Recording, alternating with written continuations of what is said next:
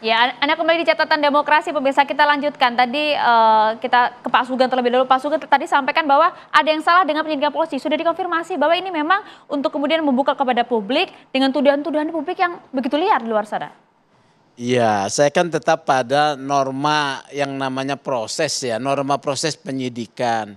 Kan ini kasusnya satu, jadi fokus kepada pembuktian yang satu. Ya, satu terhadap MA.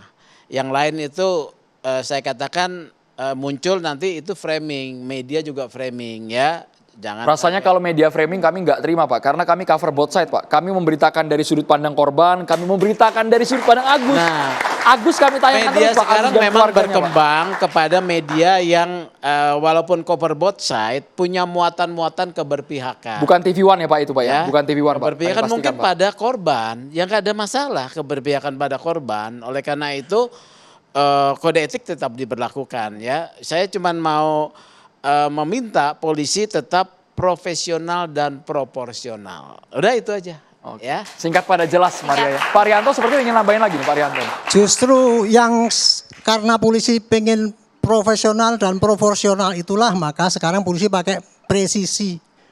Harus transparansi, responsibilitas itu dilengkapi itu. Makanya saya sarankan pada polisi sekarang, Anda tugasnya tidak cukup menyidik mengungkap kejahatan, tetapi juga menerangkan kepada rakyat inilah yang terjadi dan inilah siapa yang salah, siapa yang benar, silakan hakim nanti yang mengadili. Tapi bukti-bukti yang ada secara jujur inilah yang terjadi. Jadi jangan dimanipulasi itu. Saya kira cuma itu saja Pak. Jadi demi kejujuran ya, jangan proses itu dianggap kemudian menghalang-halangi hak seseorang. Seperti sekarang ini harus satu LP, nggak harus sampai selesai dulu, yang lain nggak boleh. Yang terjadi 15 korban itu suruh ngapain dia? Buat LP lagi. Ya memang semuanya begitu.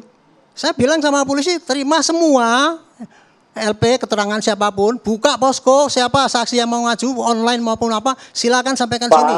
Akan saya bungkus dan kemudian saya bikin berkas, saya kirimkan ke pengadilan, ke jaksa baru pengadilan. Selesai. Saya tidak ada suudon Pak, tidak ada apa itu menyerang pengacara. Tapi kok Bapak kemudian Bapak menyerang saya. Saya sama sekali tidak ngomong bapak-bapak yang menyerang polisi, bukan. Itu adalah rakyat sekarang citranya demikian sorotannya kepada polisi. Makanya saya nyarankan pada polisi pandai-pandailah memberikan penerangan pada masyarakat. Oke. Bergantian Pak Rianto. Ya, Pak Inudin silakan Pak Inudin. Pak Rianto, kami berterima kasih apa yang Bapak sampaikan itu mengenai masalah transparansi tentang tata cara penyelidikan. Yang kami keberatan itu adalah pertama, Bapak memberikan keleluasaan kepada publik untuk menyampaikan sehingga masyarakat akan bisa menilai. Nah ini kan pasti ada namanya the trial by the press. Belum kita adili, biarkan hakim itu nanti akan mengkonstituir, mengkualifikasir sehingga menemukan di antara kedua belah pihak, antara jaksa dengan lawyer, kemudian didudukkan terdakwa dan ada saksi-saksi di sana yang akan memberikan keterangan baik ahli, maka itulah yang kemudian menjadi tugas hakim untuk memutus perkara ini dengan baik. Cuma kalau kemudian membuka posko apa segala macam, apa urgensinya? Apa urgensinya kemudian kita meminta semua korban-korban itu, apakah semua orang membuka posko itu Pak artinya memberikan kesempatan kepada siapapun yang menjadi korban untuk melaporkan, minta perlindungan, siapapun yang mengetahui kejadian untuk menjelaskan kepada inilah yang terjadi, sehingga akhirnya rakyat benar-benar tahu kebenaran yang hakiki, bukan kebenaran yang berdasarkan bukti-bukti yang dikumpulkan oleh polisi gitu Pak. Ya, artinya seperti itu tadi. Jadi apa gunanya posko yang akan dibangun atau diberikan kesempatan? Setiap masyarakat di sana tanpa posko pun itu polda besar sekali. Silakan kalau dia merasa, silakan dia akan laporkan, kan begitu. Jadi seolah-olah bahwa, mohon maaf, kita ini belum berbicara tentang mengenai masalah hak. Hak ini kedua-duanya mempunyai hak. Dalam hal ini tersangka mempunyai hak juga. Ya, mempunyai hak karena dia disabilitas. Dia tidak mampu melakukan, akal pikir seperti apa yang disampaikan oleh Pak Reza dengan 4 sistem atau 2 modus yang terbanyak dilakukan. Tapi jangan salah, mohon maaf, untuk kadar besar saja, untuk buang air besar, itu tidak bisa dicebokin. Siapa yang mencebokin? Apakah ada di negara ini yang sudah difasilitasi? untuk kemudian dia buang air kecil. Kemudian nanti kalau terjadi di persidangan pengadilan, paruh kata itu diponis. Paruh kata itu diponis.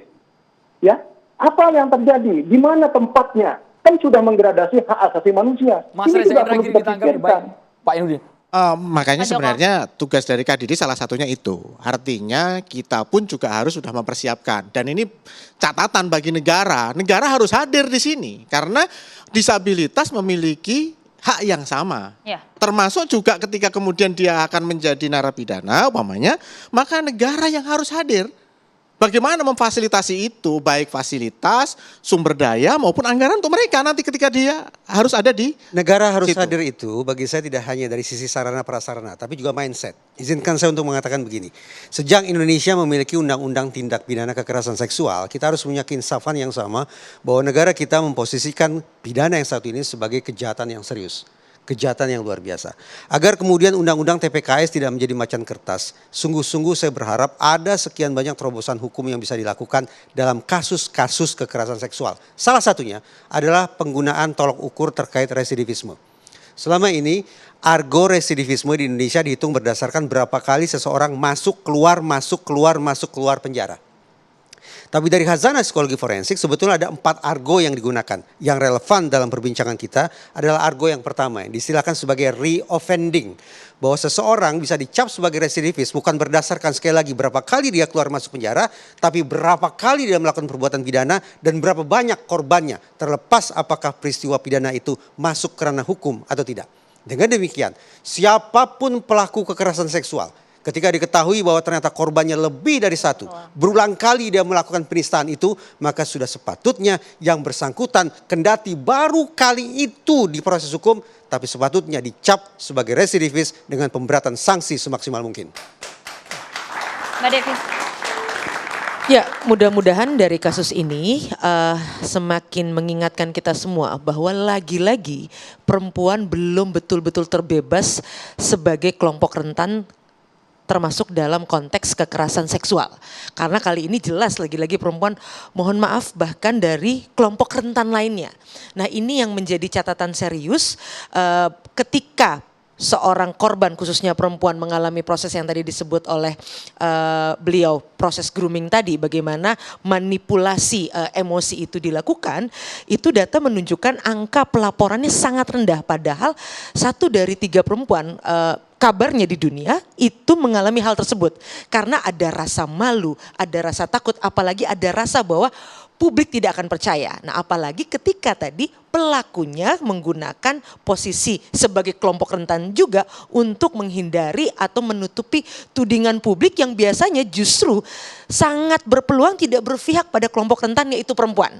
Jadi dalam hal ini mudah-mudahan ini membuka babak baru, mengingatkan kembali bahwa yuk sama-sama kita lindungi perempuan-perempuan yang sampai hari ini tidak pernah berhenti menjadi kelompok rentan. Baik, dan Mbak ingat hati-hati dengan manipulasi emosi. Mbak Bunga, singkat saja apa yang ingin Anda sampaikan kepada Agus, Mbak Bunga? Silakan Bunga. Ya, cek. Sudah Ya, menyala Mbak, silakan, silakan Bunga. Mbak. Jadi yang saya sampaikan kepada Agus, mungkin stop sampai di sini. Karena menurut saya Agus ini kenapa melakukan lagi dan lagi karena selama ini tidak ada pelapor yang melapor. Dan saya sangat berterima kasih kepada pelapor pertama yang sudah membukakan jalan kepada kami, para penguat bagi pelapor pertama. Terima kasih Baik, Bapak dan terima Ibu. kasih Bunga. Semoga semua korban juga berani, sama halnya seperti warna yang digunakan bajunya Maria, merah. Berani bersuara, berani mengungkap kebenaran Maria. Ya, terima kasih BHS sudah mensponsori kami dan catatan demokrasi kali ini. Dan juga tentunya kita tunggu nanti bagaimana proses hukum ini akan berjalan. Terlebih lagi juga dengan asas praduga tak bersalah. Terima kasih Pak Joko, Pak Reza terima kasih, Pak Rianto terima kasih banyak sudah hadir di catatan demokrasi. Mbak Devi, Pak Sugeng, Mas Anas, Mbak Bunga terima kasih dan juga Pak Ayudin langsung dari Terima kasih, Pak Nusa Ayudin. Tenggara Barat. Saya Andromeda Merkuri. Saya Maria Segaf, kita berdua pamit. Terima kasih. Sampai jumpa minggu depan.